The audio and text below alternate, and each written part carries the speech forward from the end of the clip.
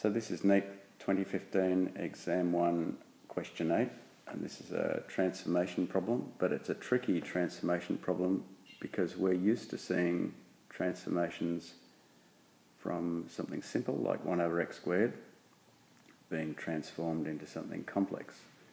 But this one is a transformation of a complex function down to something simple.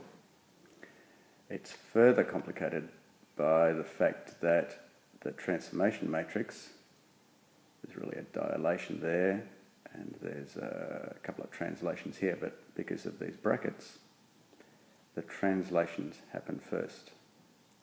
So really two methods to do this. Let's have a look at method 1. Method 1 is kind of a, I suppose, a conceptual, logical approach to solving this problem.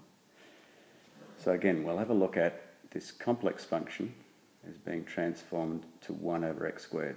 Normally, we see it the other way around, and we see something like a coefficient of x. We would say, okay, well that's if this was 3 times x, you would go, okay, that's being translated by a dilation factor of 3, and you'd go f of a third. But in this case, it's a little bit different. The first thing that's happening are these translations, and we are going from 1/3 really to 0. There's no horizontal translation here. So this plus third normally means go left, and you would think, oh, okay, we're going negative, but in fact we are transforming from this function to this function, so we are going to go right a third. Similarly, this plus 2 going to 0 means we've got to go down 2.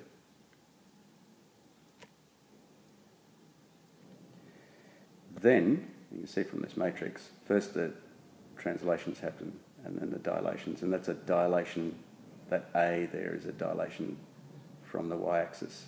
So we are dilating by a factor of 3. Let's do that in terms of points. So the first thing that happens to x is it's translated across by a third, and to y we go down -2.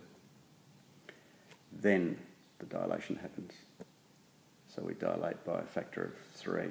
And because the dilation happens next, we should really have these brackets. What that tells us, really, is that A, dilation factor of 3, B is a translation of a third, and C is a translation of -2. So that means A is 3, B is a third, C is -2. It might be helpful to look at this using a graph.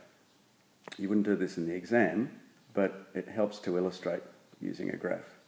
So here's a graph, firstly, of the complex function, 1 over 3x plus a third squared plus 2, and then of the easier function. You can see already that this truncus is being shifted across, then down, and stretched. Its dilation factor greater than 1. You can see it's being stretched apart. So let's take a point, 0, 3. Let's see what happens to it. So the first thing that happens is that you add a third, so you get a third. We'll use this point here. You add 0 and a third, you get a third. Then you multiply it by 3, you get 1. And the y value, 3, you would subtract 2, so you get 1. So we should, with all those transformations, arrive at 1, 1. So there we go across a third, down 2, stretch by a factor of 3, we get 1, 1. So that's the first method. That's complicated, because sometimes it's difficult to see all the transformations that this matrix implies in this form.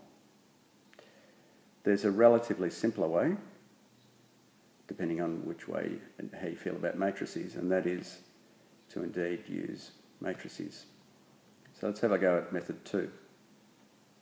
In method 2, we'll take this matrix and just multiply it out first. So there's our transformation matrix, which means this is going to be x dash y dash. We'll add up these these matrices first. There we go. We get x plus b, y plus c. Then we'll multiply out this matrix. And I've rewritten the transformation matrix as x dash y dash. So there's our matrix multiplication. So that gives us that x dash is equal to a outside x plus b, and y dash is y plus c.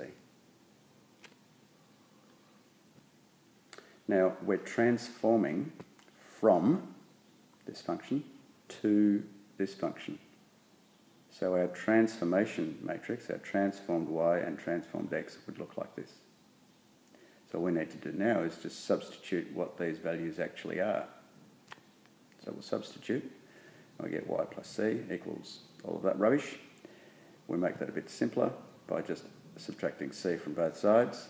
And so that's our transformed equation. What does that look like? Well, a is 3, b is a third, and c is minus 2. So that's method 2.